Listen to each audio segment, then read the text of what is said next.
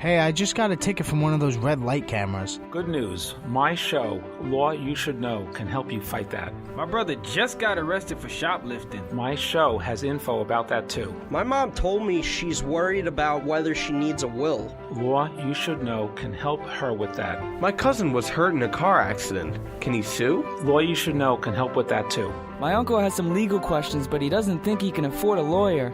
Tell him to be sure to listen to Law You Should Know every Wednesday at 3 p.m. or Sunday at 7 a.m. for lots of free info about the law right here on the voice of Nassau Community College, 90.3 WHPC. Celebrating 45 years of broadcasting. The voice of Nassau Community College. It's all I listen to. 90.3 WHPC. WHPC HD Garden City. Available on the iHeartRadio app.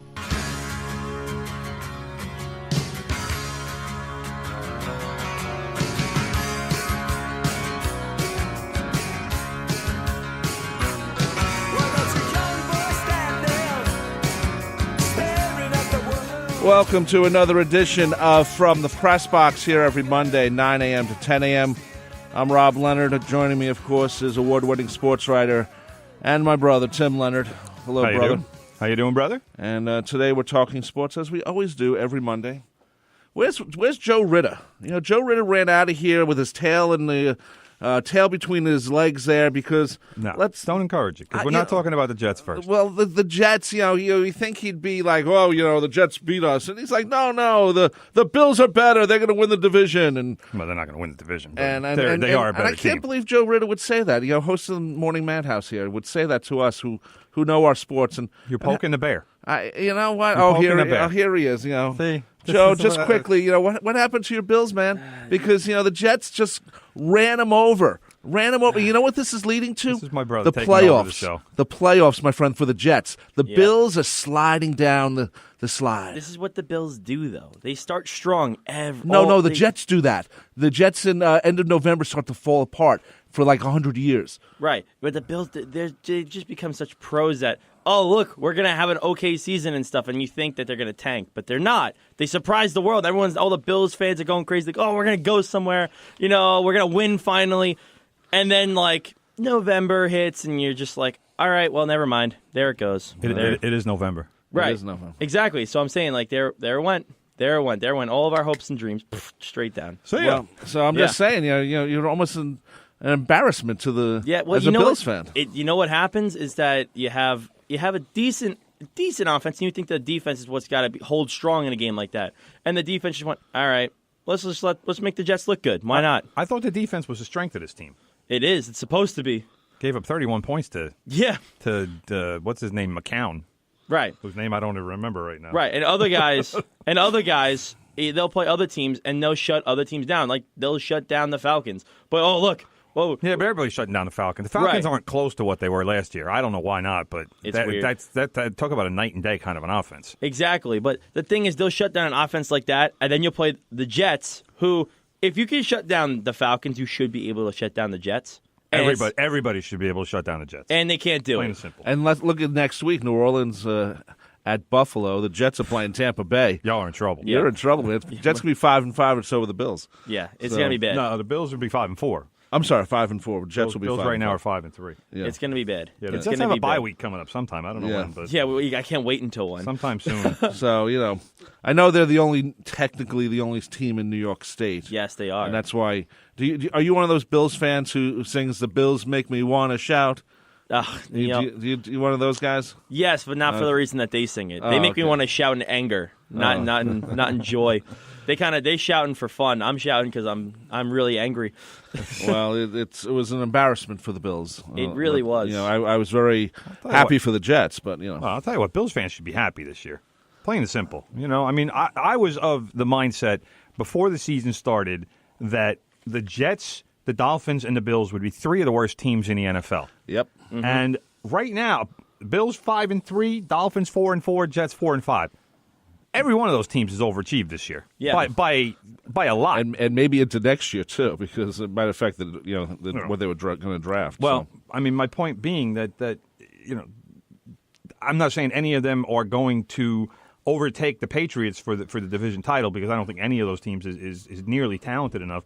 But for what they should have been, I mean, look at the Colts. Even the Colts are 3-6, which is surprising. Yeah. But the Browns or the 49ers, I mean, that was what I was expecting the AFC East to look like, was a division full of those kinds of teams. And I was kind of screaming to myself on Sunday. I don't know if you've seen that. I think it was Shanahan said, or I think it was Shanahan. Somebody from the 49ers said that they were not dead set that they wanted Garoppolo to be starting. Well, they're trying to tank their season. But my thing is, so you traded for him, and you're not even going to give him a shot to learn or to play at all. I get you want to tank the season, but at least give him a couple snaps, get him in there, get him to learn what's going on. Well, here's the point with that I don't understand. The 49ers go out and make that trade, and they give up a pretty valuable second-round pick, because you're talking about a second-round pick that's going to be almost a first-round pick. It's going to be, around 32 or 33 or whatever. I forget what the number is for the NFL for the cutoff. But you're talking like a 1A kind of a pick. So assuming the 49ers do get a top 2 pick, which I'm assuming they will, then what are you picking in the draft? If Garoppolo is, if you decided, and by making that trade, they have decided that Garoppolo is now their guy going forward, well, what about Sam Darnold? Or what about, that's the part that didn't make sense to me. Right. I can understand them saying, all right, well, we want him to learn the system and we're not going to start him, or maybe they'll start him later in the season or something in a game that they know they're going to lose. But that's the part that just didn't make a whole lot of sense to me, is because, all right, I understand Garoppolo is regarded as a good quarterback and a guy who has a future as a starter in the NFL, and he's just been sitting behind Brady all these years and wasting away in New England. But if you make that kind of commitment, well, now with the draft coming up for what's supposed to be a great draft coming up for quarterbacks, now what do you do? Exactly.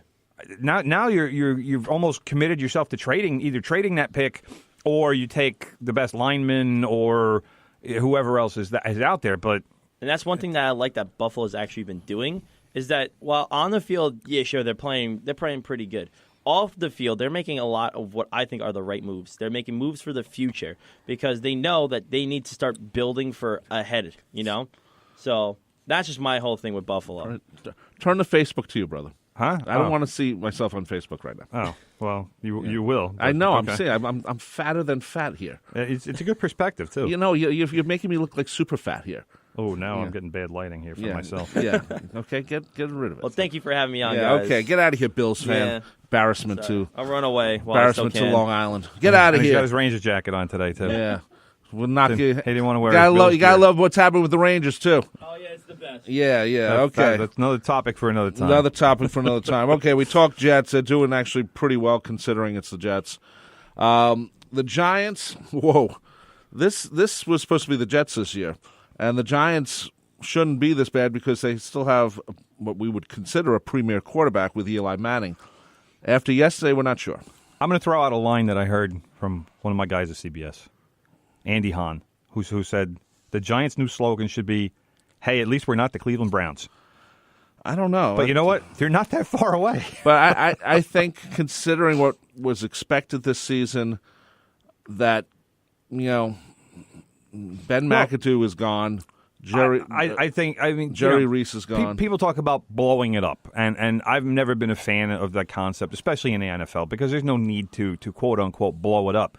But if you look at what the Giants are right now, there are a lot of changes that need to be made. And I can't see Ben McAdoo surviving this season because it's been a disaster. It has, and I'm sorry. You know what?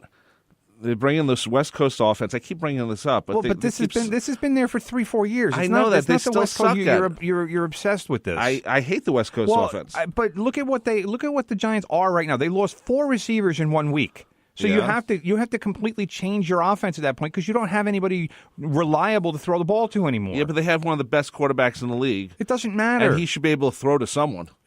First of all, he's not one of the best quarterbacks in the league. How's that? All right. I mean that's fact, okay, and that's been truth for many years now. Okay. All right. But you have to look at what the Giants are and what the Giants will be. And I think the Giants, if you're looking at a top 5 draft pick, which is what the Giants are looking at right now, how many times do you get to pick in the top 5? without having to trade your way up there and give away a bunch of picks and give away a big chunk of your future. All right? The Giants need to draft a quarterback. If they wind up with a top 5 pick this season, they need to draft a quarterback, and they need to say goodbye to Eli. And I know that hardcore Giants fans are going to be screaming at the radio right now and say, "Oh, we can't give up Eli." Yeah, you can't give up Eli. If you look at Eli's quarterback ratings over the last couple of seasons, they're not that impressive. And it's time that he's 36 years old, and he's looking like an old 36 after what happened yesterday. 2 fumbles in the first half. Both on strip sacks, and both. I mean, I don't know what's going on with Eli's hands, but it's like he can't grip the football anymore. I know it was raining yesterday. I know the ball was a little slippery and wet, but you got guys pressing you, especially Aaron Donald, who's one of the best linemen in football. You need to know he's coming, and you need to make sure you hold on to the ball and not just give it away. Then he throws an interception. You have 3 turnovers in the first half. Right. Yeah. You're not winning that game. No, you're not. And not only are you not winning that game, but then it just turned into a butt whooping.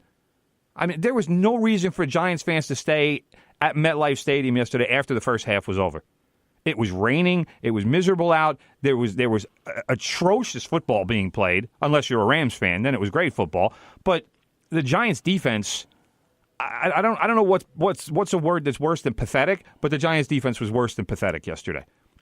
All right, you're looking at a situation, and this was the worst play of the game, because I actually watched every play of the Giants game yesterday because I was doing the game for CBS. Doing the game? Yeah.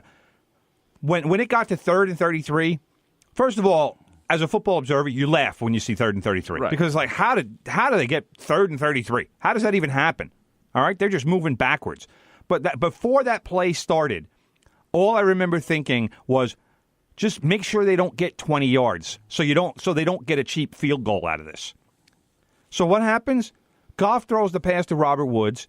Robert Woods doesn't get touched for 52 yards. Are you kidding? That's just insane. There's no way that anything like that should ever happen on an NFL field. All right? The play is designed to get maybe 8 yards.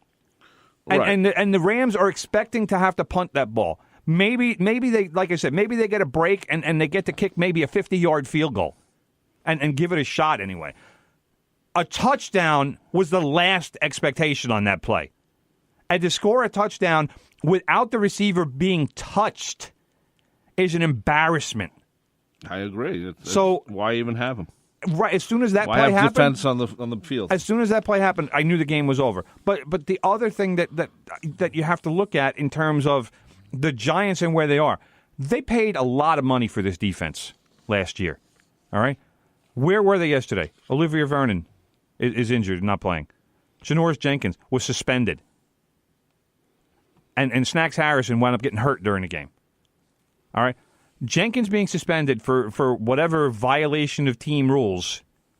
He's the second DB to get suspended this season. Why is that going on? And what's going on? That, to me, speaks about your leadership. And that, to me, speaks about why Ben McAdoo shouldn't survive this season. This is a team that's not going anywhere. No, they're not. And the leadership of this team. And I'm not excusing Steve Spagnuolo. Everybody said when Spagnuolo came back, oh, the Giants defense is saved. What's he doing this year? The Giants defense is overpaid and awful. All right, and Spagnuolo is supposed to be this great defensive coach, great defensive mind, became a head coach because of it. Well, what is he doing? Why hasn't he been able to fix what was a very good defense last year? And for the most part, kept all of those guys. So why is the defense so much worse this year? And by worse, I mean a lot worse. Like one of the worst defenses in the league worse. So what is going on with the New York Giants, and what does the future hold? I think you have to look at Davis Webb, the quarterback who they drafted this past season.